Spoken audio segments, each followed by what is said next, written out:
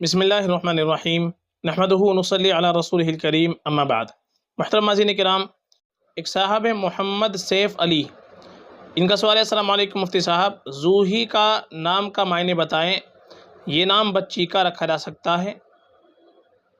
वालेकुम अस्सलाम रहमतुल्लाहि व बरकातुहू। देखिए, जो लफ्ज़ आपने पूछा है जूही, जूही जो लफ्ज़ है ये उर्दू, अरबी, फ़ारसी डिक्शनरी के अंदर काफ़ी तलाश के बावजूद कहीं भी नहीं मिल पाया है।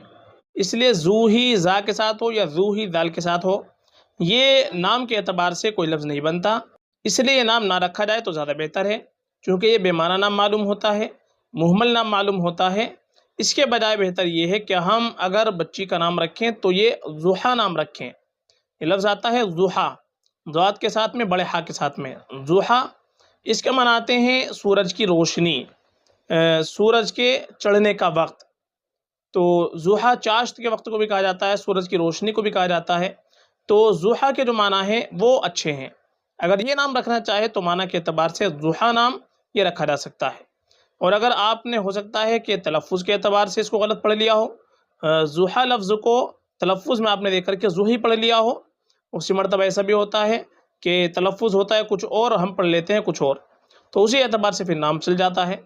तो ये जो लफ्ज़ है ज़ुहा, ये नाम रखा जाएगा, माना के एतबार से ये अच्छा नाम है।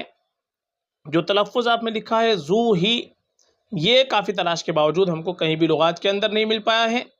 और माँ बाप के ऊपर औलाद का सबसे पहला हक़ ये है कि माँ बाप अपने बच्चों का अच्छा नाम रखें, अच्छी निस्बत से नाम रखें, अच्छे माना वाला नाम रखें। ये माँ बाप की ज़िम्मेदारी है। और हमेशा हमको लड़कियों का नाम अगर रखना हो तो उनका नाम सहाबियात के नामों पर, अज़वाज मुताहरात के नामों पर, जो नेक ख़ातिन गुज़री हैं उनके नामों पर नाम रखने की कोशिश करनी चाहिए। ये हमारे लिए और बेहतर होता है। तो ये ज़ूही नाम आपके लिए मुनासिब नहीं है। इसके बजाय आप ज़ुहा नाम रख सकते हैं, या कोई और अच्छे माना वाला नाम रखना चाहे तो वो रख सकते हैं। ये नाम आपके लिए मुनासिब नहीं है। फ़क़त वल्लाहु आलम।